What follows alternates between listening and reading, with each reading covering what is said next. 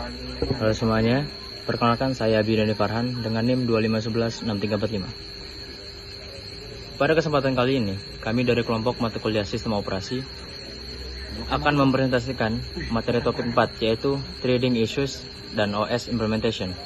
Dalam pengembangan perangkat lunak modern, multithreading adalah kunci untuk performa tinggi. Namun, ada banyak isu kompleks di baliknya. Mari kita mulai dengan isu yang pertama, yaitu interaksi antara sistem call, fork, dan exec. Seperti yang kita pelajari, fork digunakan untuk menciptakan proses baru. Nah, pertanyaannya adalah, di dalam program yang memiliki thread atau multithreaded, jika salah satu thread memanggil fork, apakah sistem operasi harus menduplikasi seluruh thread yang ada, atau hanya menduplikasi satu thread yang memanggil fork tersebut? Sistem operasi UNIX umumnya mengambil jalan tengah dengan menyediakan dua versi dari fork. Versi pertama menduplikasi semua thread, dan versi kedua hanya menduplikasi thread pemanggil saja.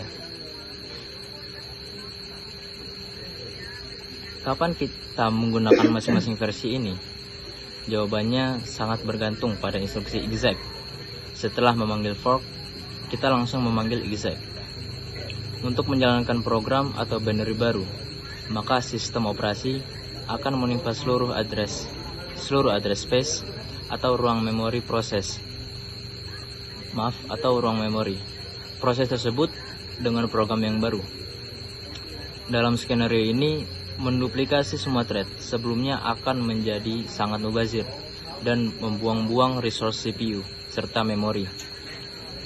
Karena pada akhirnya semua thread itu akan langsung digantikan. Oleh karena itu, kita cukup menduplikasi thread pemanggil saja.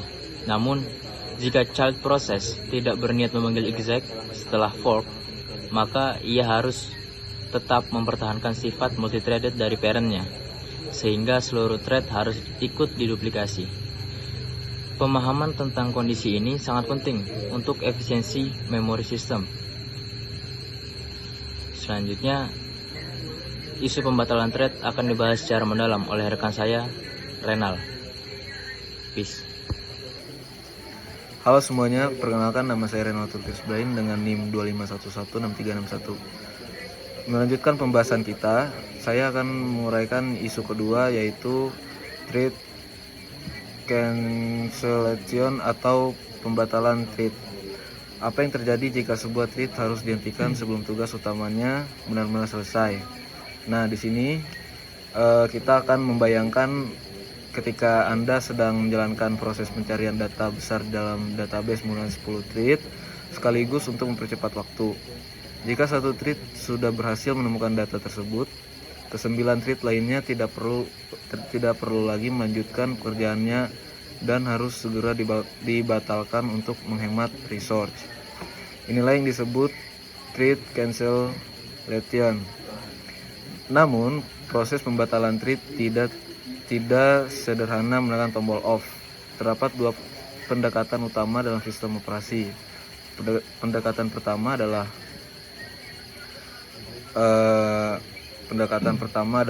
mohon maaf sebelumnya saya tidak terlalu bisa bahasa Inggris, jadi saya baca aja bahasa Indonesia.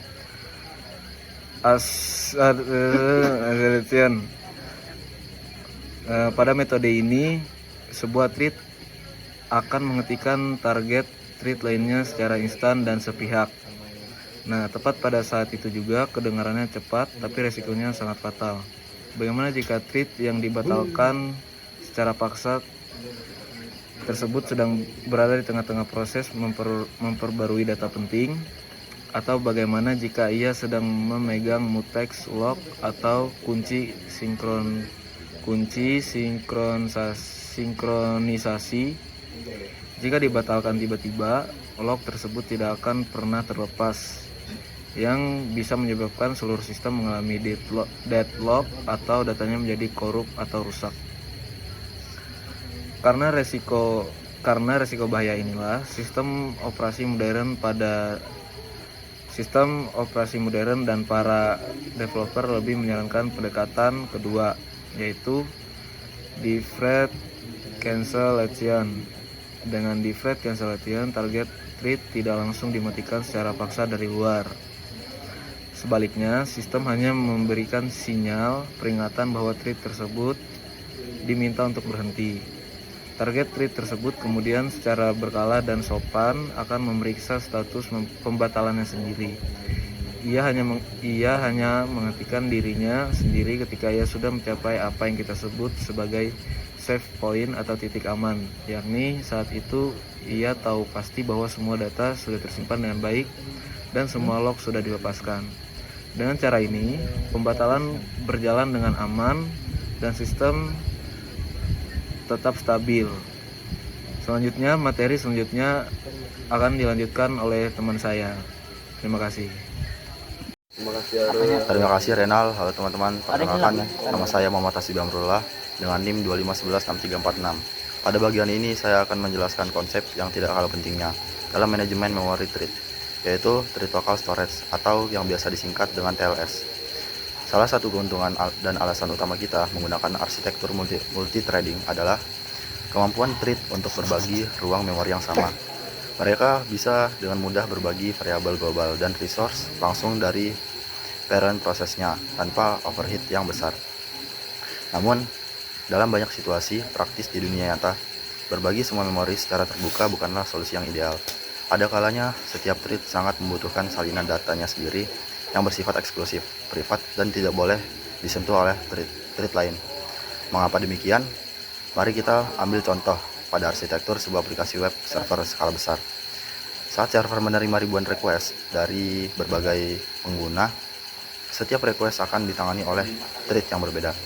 Setiap thread ini membutuhkan ID, transaksi, atau data sesi autentikasi yang unik untuk klien spesifikasi tersebut. Jika kita menggunakan variabel global yang di-share, semua thread akan saling menimpa data satu sama lain yang berujung pada kekacauan dan data pengguna. Nah, disinilah TLS berperan sebagai penyelamat. TLS mengizinkan setiap thread untuk mengalokasikan data privatnya sendiri.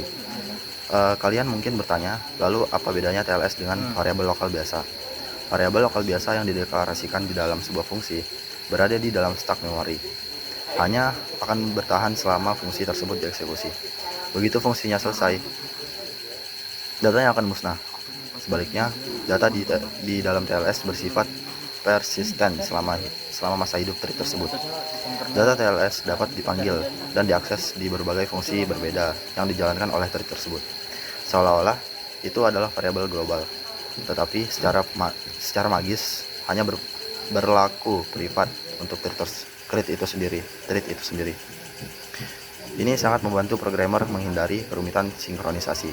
Selanjutnya, implementasi nyatanya akan dijelaskan oleh teman saya yaitu Kamal. Terima kasih Arul.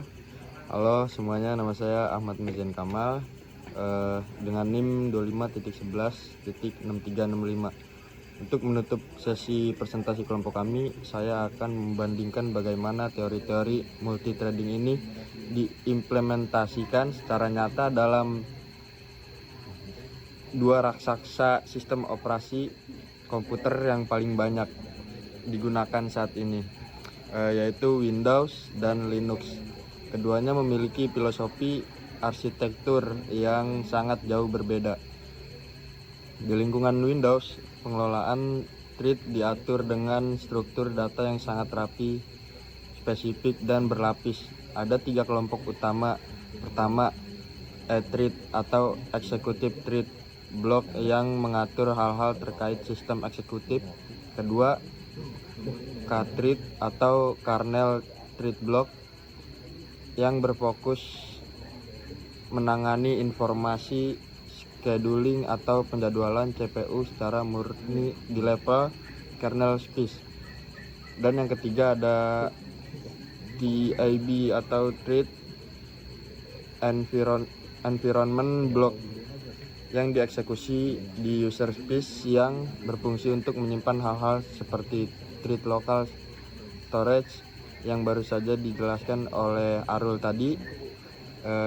Pemisahan 3 pilar ini membuat manajemen thread di Windows sangat terstruktur dan ketat antara lapisan user dan kernel.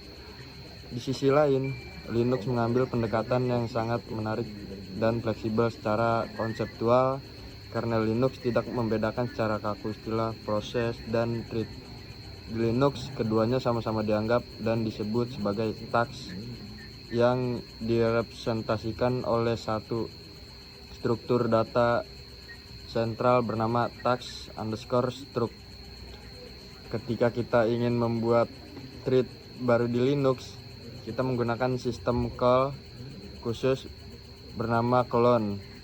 Kehebatan dari clone adalah fleksibilitas parameternya. Ia menerima berbagai flex yang menentukan sejauh mana task baru ini akan berbagi resource seperti ruang memori atau file descriptor. Dengan task induknya, jika 100% dijadikan, maka ia bertindak layaknya sebuah thread. Jika tidak ada yang dibagikan, ia menjadi proses independen baru. Kesimpulannya yaitu, sebagai penutup presentasi kami hari ini, dapat disimpulkan bahwa menangani isu multithreading seperti logika fork dan exit, melakukan pembatalan thread dengan aman via deferred cancellation, serta mengatur privasi memori dengan TLS memerlukan pemahaman mendalam tentang bagaimana arsitektur OS bekerja, dengan memahami perbedaan cara Windows dan Linux mengelola resource ini. Kita sebagai mahasiswa informatika bisa merancang perangkat lunak yang jauh lebih handal, bebas deadlock, dan efisien. Demikian presentasi dari kelompok kami. Kami harap penjelasan mengenai implementasi sistem operasi ini bermanfaat. Terima kasih atas waktu dan perhatian Anda. Mohon maaf bila ada salah kata. Sampai jumpa dan sekali lagi terima kasih.